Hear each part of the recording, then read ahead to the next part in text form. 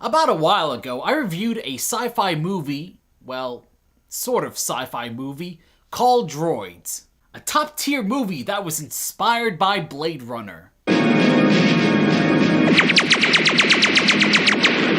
This review was released back in 2020. The movie takes place in 2020.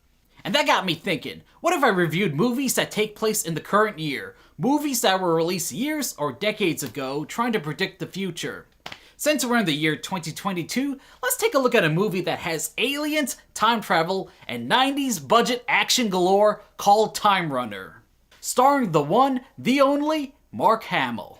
Yeah, around that time, Mark wasn't getting a lot of attractive roles. He starred in this movie just 1 year after debuting in Batman the Animated Series, being the iconic voice of the Joker. Things haven't been the same since deregulation. In the far-flung future of 2022, the Earth is under attack by aliens. The military gathers their final defenses of this facility while these men are trying to figure out something. Wannabe Hal here is just whining about everything. This isn't gonna work. This isn't gonna work. You guys crazy? The president will never... Forget the goddamn president. We get shots of the alien ships bombarding Earth. Well, repeated shots. This one scientist dude shows up with some news. I found 11 long-range SS-20s. Where? In the Ukraine, just south of Kiev. Those are missiles in case you're wondering. I'm gonna assume they're nukes also. See, this is why Ukraine shouldn't have given up their nukes. Aliens can invade one day. Getting closer. We're all gonna die. You came to that conclusion rather quickly. On this space station, we meet Michael Rayner as he stumbles through the collapsing station, coming upon his dying lover. I love you, Michael Rayner. I always have, and I always will. Yeah, acting is not her thing. Rayner escapes in this starfighter as the station is about to explode.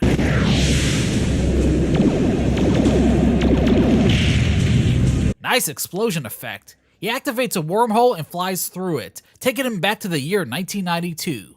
We then cut to what looks like a government site of sorts. Turns out they're investigating the ship. Oh, I know, when they open it, they'll find Rayner inside and it'll be an awkward encounter. This is Karen, arriving on scene. It's charred. Wow, it's made of cardboard, and it can fly too. Impressive. They proceed to open the ship by scanning a light thingy on it. Right. They open it, but Rayner's not inside. They take a look at the circuit board, which is shown to be more advanced than they currently have. It looks standard. Superconductors on diamond.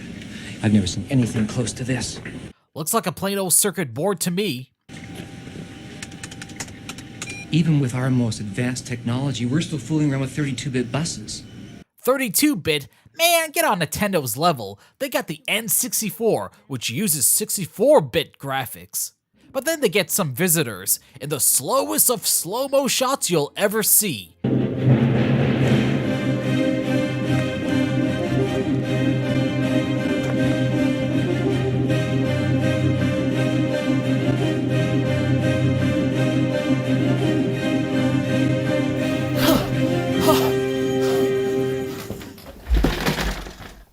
Seriously, this scene has more slow-mo than a Zack Snyder film. Colonel Freeman, Intelligence and Security Command. I know who you are, Freeman. Rise and shine, Mr. Freeman. You know the procedure? What procedure? We'll be taking over from here. Yeah, we're the big government. We'll take it over from here. Psst. Seen it all before. Meanwhile, Rayner here wakes up, presumably from a nice nap, as he finds himself on a farm. He goes inside this house, eating an apple in the process. Damn good apple. But then, all of a sudden... Aw man, what a waste of a good apple. He starts to have weird visions that must really hurt. Whoa, he can project movies from his head? Actually, no, he's looking into the future. Must be a side effect of the time travel. Who the hell are you? I'm Luke Skywalker. Hey, I made a Star Wars joke. The wormhole. I don't know nothing about any worm whatever. Well, I do know worms in your body are bad for you. I'm gonna need some clothes. I need your clothes, your boots, and your motorcycle. After Raynor leaves, Mr. Freeman and his goons show up. Who the hell are you? I am the G-Man. I could do whatever I want. Like pressing down on your head. God damn, crushed his head like a soda can. Raynor shows up at this diner, looking all surprised as if an alien force isn't blasting it at the moment. He gets stunned when he sees the same waitress from his vision. Do I know you? Oh, I'm afraid not. Gee, I wonder what's gonna happen next. And would you look at that, the G-Men show up. Have you seen anyone unusual this morning? You mean beside you? Don't try my patience, lady. One of them gets a little too belligerent with one of the waitresses, which causes Raynor to start a firefight.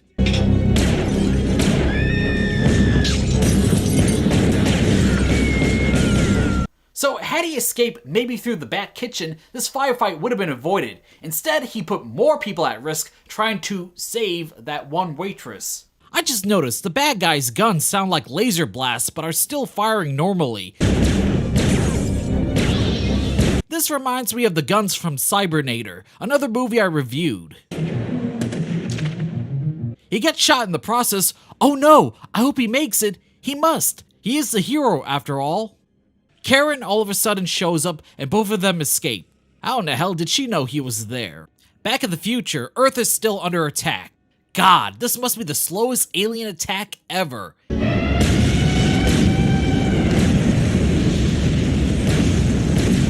Added more cuts of the same explosion. It's gotta look cool. And then we cut back to the present. Yeah, the movie tends to cut back and forth between the present and future. Hell, the future scenes really don't add much to the movie, but more on that later. While driving, the two have a conversation. And what would someone like you know about me? Well, I do know you're a Jedi and the son of Darth Vader. Spoiler alert. He notices a mark on her hand. Okay. They stop at Carl's place and the two bring him inside. He has with him a can of healing spray. Oh, it's like the first aid med kit from Dread. An alien invasion of Earth.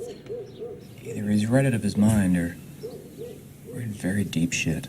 Karen goes to check on Raynor but gets jumped by him. You're one of them, aren't you? Aren't you? Whoa, buddy, starting to sound like Batman there. Swear to me! You didn't even know you were hit.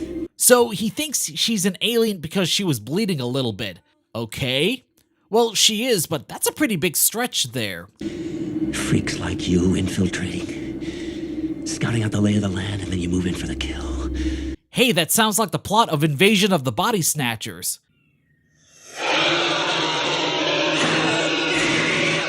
Raynor has another vision, this time of his ship.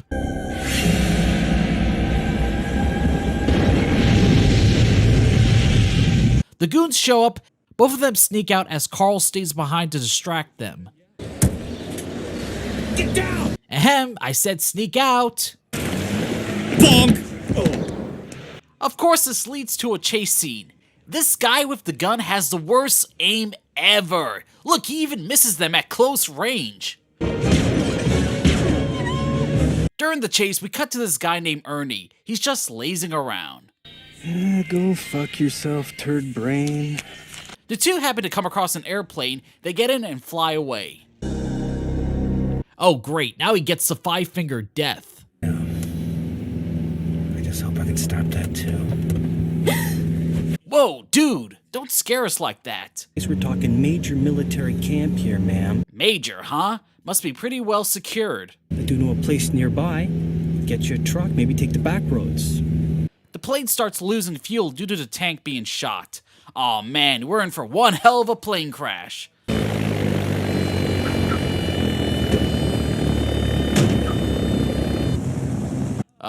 Okay. I guess the movie's budget couldn't afford a plane crash. Back in the future, the president shows up, played by Breon James. He wants the three to stop what they're doing as he's negotiated with the aliens to surrender. Treaty has been negotiated. They are prepared to stop the invasion if we end our resistance now.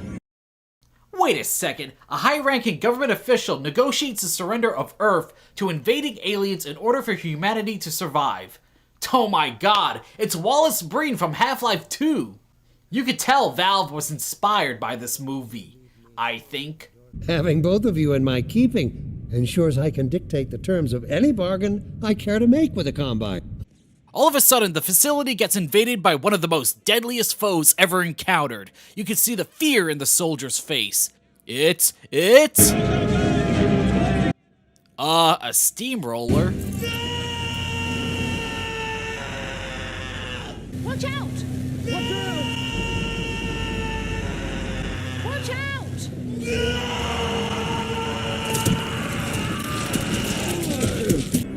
This is an act of treason. Yes, treason. Fighting aliens that wants to wipe out humanity. Treason! This guy has had enough and shoots both the president's bodyguards. Back in the present, the trio here arrives at the base. Arnie, you stay here and keep an eye out. Wait a minute, I thought I was going with you guys. We may need to get out of here in a hurry. Yeah, Ernie, you're the getaway driver after all, so quit whining. Acid 2 sneak in. Jeez! Don't, Jesus, man.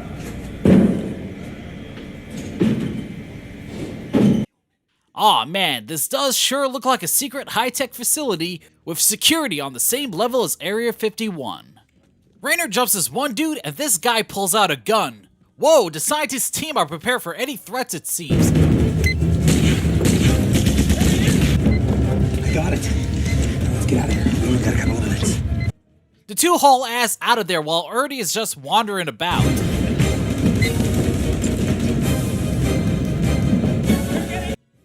Dude, the place is gonna blow up. Come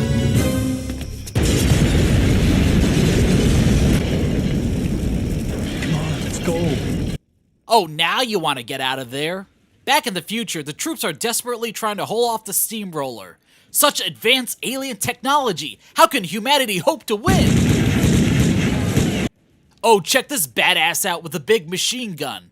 Hal here is put in charge of watching the president while the other two try to launch the nukes. I have to point this out. During the fight scene, we do get to see what the aliens look like. But it's just ordinary people dressed up in tactical outfits to cover up the fact that they're just people. You think the people behind this movie would go to a warehouse and rent out a bunch of alien costumes. They must have blew most of the budget on the ship models and explosions.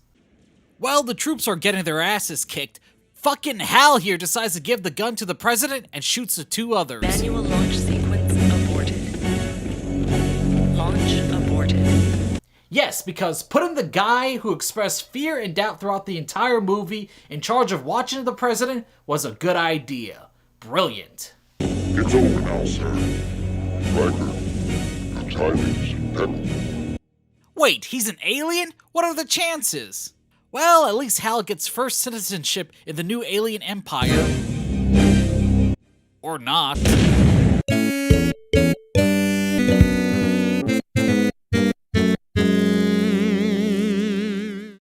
Here's the problem with these scenes. They have no bearing on the story whatsoever.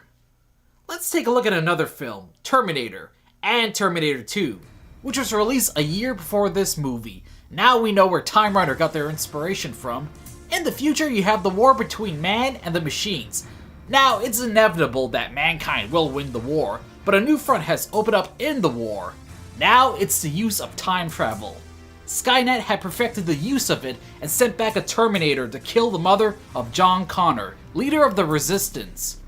Now, whatever happens in the future won't affect the past, but whatever happens in the past will most likely affect the future.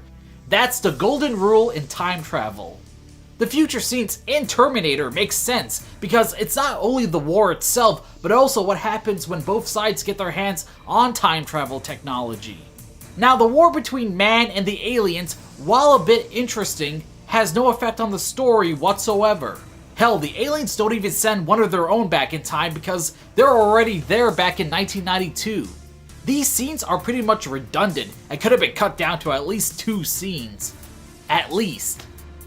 Back in the present, our heroes decide to go see Neela. This was before he became president. While trying to catch him, we get another epic slow-mo scene. Freeman is there also and tries to catch him but fails.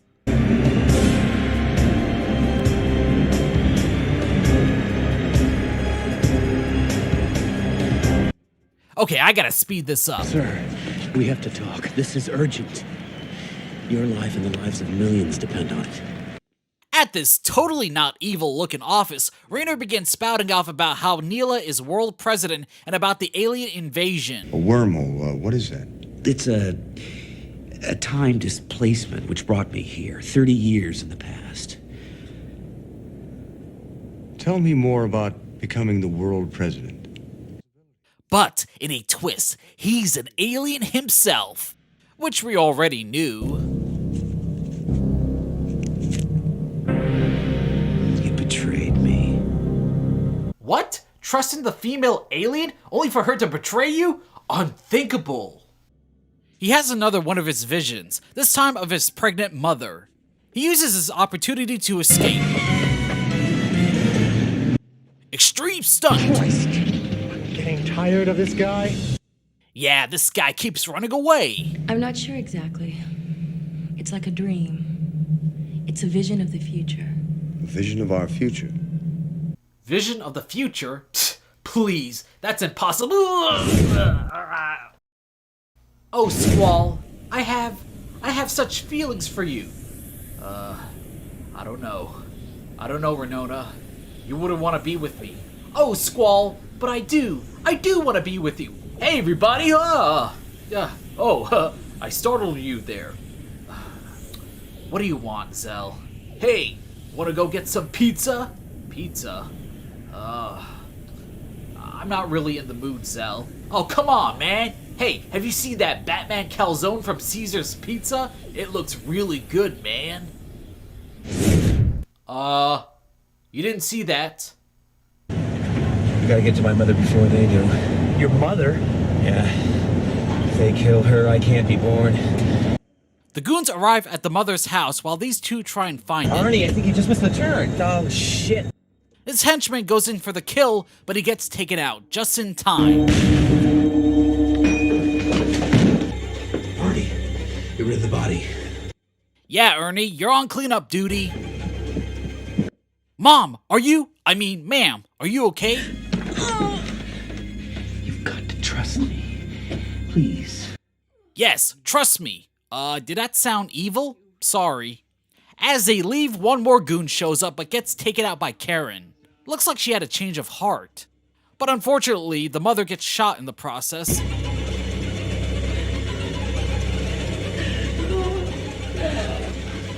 Oh my God. She must survive so John Connor could be born. Raynor could be born. While rushing to the hospital, it looks like the mother isn't gonna make it, so the baby is born right away.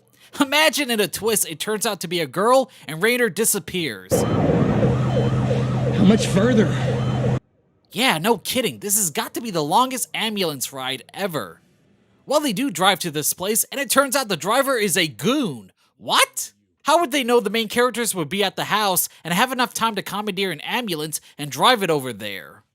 They're brought before the big man himself. You certainly put a wrinkle or two in my campaign schedule.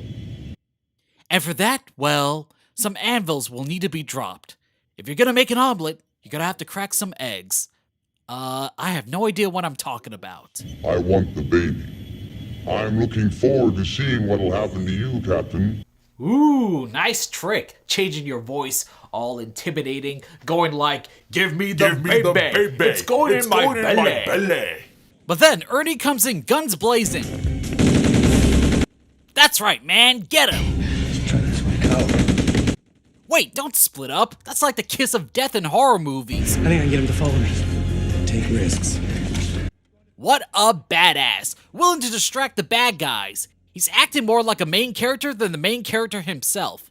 Hell, he takes out Mr. Freeman. God, I hit him. Feeling lucky? Punk? Meanwhile, Karen here is just running to somewhere until she runs into... What the? Where'd you come from? We gotta go now. How about a picnic, ladies and gentlemen? What? Come on, how did you survive that shot? Okay, this scene is a little disjointed. The characters are speaking to each other, but the way it's shot makes it seem like it's out of order. Part of our new world, but you defied me for the last time. I'm unarmed, Mr. Right, Mr. Alien President is dead in the past and the future. is he doing here? Well, it looks like evil has been defeated, but oh no, Rainer is disappearing. It's most likely due to the fact he altered the future. Well, Karen, it looks like you and me have one hell of a job ahead of us, raising this baby. And that was Time Runner. Yeah, it's pretty flawed, but it's an entertaining B-flick nonetheless. Man, too bad we don't have time travel. I would go back in time and invest in all the companies like PayPal, Apple, Bitcoin, and become a zillionaire overnight. Just imagine. Just imagine! Anyway, I will continue to seek out sci-fi movies that take place in the current year and see how much they got right and how much they got wrong.